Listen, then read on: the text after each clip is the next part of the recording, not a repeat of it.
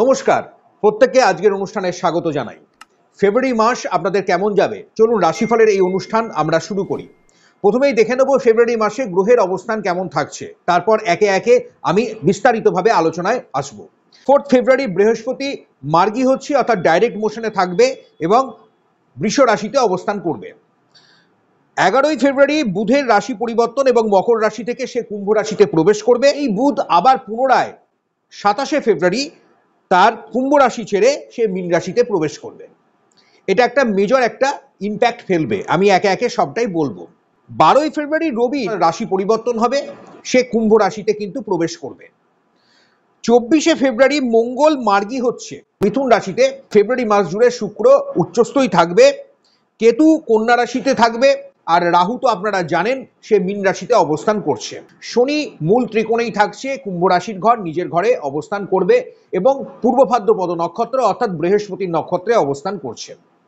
এটা হচ্ছে পুরো ফেব্রুয়ারি মাসে একটা গ্রহের অবস্থান, কালপুরুষ চক্র, 12টা ঘর অনুসারে গ্রহের অবস্থা। ফলে প্রথমেই আমি আপনাদের স্বাস্থ্যের জায়গায় যদি বলি, মিথুন রাশি যাদের, তাদের ক্ষেত্রে একটু ধীর স্থির হয়ে চলতে হবে। মাইগ্রেশনের কোনো সমস্যা, নার্ভের কোনো সমস্যা, পাশাপাশি লোয়ার অ্যাবডোমেনে কোনো ধরনের হঠাৎ করে কোনো অপারেশন বা ঝুঁকিপূর্ণ একটা জায়গা তৈরি হতে চলেছে। ক্রনিক ডিজিজ আপনাদের আসতে পারে, সেখানে মিথুন রাশি জাতক জাতিকারা একটু সাবধানতা অবলম্বন করুন। রোগ নিরাময়, স্বাস্থ্যের জায়গায় উন্নতি, সেটা 20 তারিখের পর থেকে ফেব্রুয়ারি মাসে ধীরে ধীরে হতে থাকবে। কোনো সুপরামর্শ লাভ করতে পারেন, সেখানে কোনো শুভ ফল কিন্তু আপনি অবশ্যই পাবেন 20 তারিখের পর থেকে ধীরে ধীরে। এবার চলে আসছি বিদ্যার্থীদের জন্য সময়টা কেমন যাবে। দেখুন, মিথুন রাশির ক্ষেত্রে বিদ্যার্থীর জন্য সময়টা অবশ্যই একটু টাফ বলা যায়, কারণ যারা ছাত্রছাত্রী আগামী দিনে মাধ্যমিক, উচ্চ মাধ্যমিক বা জয়েন্টের পরীক্ষা দেবেন, উচ্চশিক্ষার জন্য প্রস্তুতি নিচ্ছেন, কিছুটা ল্যাক অফ কনসেন্ট্রেশন কিন্তু হতে পারে, এনার্জি কিছুটা ড্রেনেজ হতে পারে। সেদিকে মা বাবাদের জন্য আমি বারবার একটা সতর্কতা মেনটেন করতে বলবো। আপনারা অবশ্যই যারা গার্জেন আছেন আপনাদের সন্তানের দিকে একটু বেশি করে নজর দেবেন, কারণ কিছু ক্ষেত্রে বন্ধু বান্ধবের সঙ্গে কুসঙ্গে মিশে গিয়ে সেখানে কিন্তু কোনো ক্ষতি হতে পারে। এই জায়গাটা কিন্তু একটু সাবধানতা অবলম্বন করুন। দশা অন্তর্দশার বিচার, জন্মকুণ্ডলীর ভালো করে বিচার বিশ্লেষণ করানোর জন্য অবশ্যই ভালো জ্যোতিষ পরামর্শ গ্রহণ করতে পারেন। স্ক্রিনে আমাদের নাম্বার আছে, আপনি যোগাযোগ করতে পারেন। এবার চলে আসছি এই মাসে যারা কর্মপন্থী আছেন তাদের জন্য সময়টা কেমন। দেখুন, নতুন কর্মের যোগাযোগ আমি বারবার বলবো এই মাসে খুব একটা যে আছে তা না, তবে আপনি চেষ্টা করতে থাকুন। একটা ভালো ফলাফল অবশ্যই আগামী দিনে 20 তারিখের পর থেকে কিছুটা সময় আপনার পরিবর্তন হবে এবং সেখান থেকে আপনি অবশ্যই ভালো বেনিফিট পাবেন।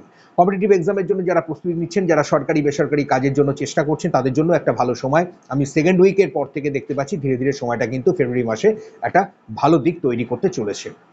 বৃহস্পতির মার্গী হওয়া, রাশির একদম দ্বাদশে বৃহস্পতি, সেখানে আমি বলবো যারা বিদেশ যাত্রা করতে চান, যারা বাইরে যোগাযোগ করছিলেন, এতদিন ধরে আটকে ছিল, সেখানে এবার তাদের কিন্তু ভালো দিক তৈরি হবে। হঠাৎ কোনো বাইরে যাওয়া, ভ্রমণ সংক্রান্ত বিষয় যেমন বাড়বে, পাশাপাশি কর্মের জন্য, বিদ্যার জন্য আপনাদের বাইরের যোগাযোগগুলো কিন্তু বাড়তে থাকবে।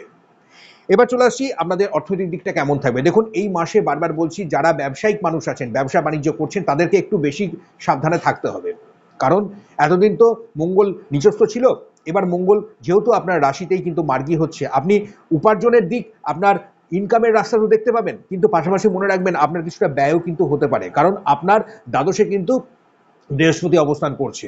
কিছু ক্ষেত্রে হঠাৎ যাদের ডায়াবেটিসের সমস্যা আছেন, যাদের কিডনি সংক্রান্ত বিষয়ে সমস্যা আছেন, তাদের কিন্তু কিছুটা ইনভেস্টমেন্ট সেখানে টাকা পয়সা ঢুকে যেতে পারে, অর্থাৎ মেডিকেল কোনো হঠাৎ করে একটা ক্রাইসিস আসতে পারে, সেখানে পরিবার পরিজনকে নিয়ে আপনি ব্যস্ত হয়ে উঠতে পারেন। সেখানে আমি বলবো বাড়তি ঝুঁকি নেবেন না। ব্যবসার ক্ষেত্রে ধীরে ধীরে চলুন, সেখানে কিন্তু আপনাদের আয় উন্নতি আছে। খাদ্য সংক্রান্ত ব্যবসা বাণিজ্য, যে কোনো ধরনের গ্রোসারি বিজনেসে আপনি কিন্তু লাভবান হবেন। যারা এডুকেশন লাইনে আছেন, টেকনিক্যাল লাইনে আছেন, তাদের জন্য কিন্তু খুবই ভালো। যারা বিভিন্ন ধরনের সেলফ হেল্প গ্রুপ, রাজনৈতিক ফিল্ডের মানুষ আছেন, এনজিও চালাচ্ছেন, তারা কিন্তু অনেকটা বেনিফিট পাবেন। পাশাপাশি যারা ওকালতি করছেন, আইনি পরামর্শদাতা আছেন, যারা ট্যাক্স কনসালটেন্ট হিসাবে কাজ করছেন, বিভিন্ন ফাইন্যান্স সেক্টরগুলোতে কাজ করেন, তারা কিন্তু খুব ভালো বেনিফিট পেতে চলেছেন, যাদের মিথুন রাশি বা মিথুন লগ্ন। আমি এই অনুষ্ঠানটি সম্পূর্ণ রাশিফল ভিত্তিক করছি, অর্থাৎ মূল রাশি ধরে, তবে আপনি লগ্ন ধরেও কিন্তু এই অনুষ্ঠানটি দেখতে পারেন।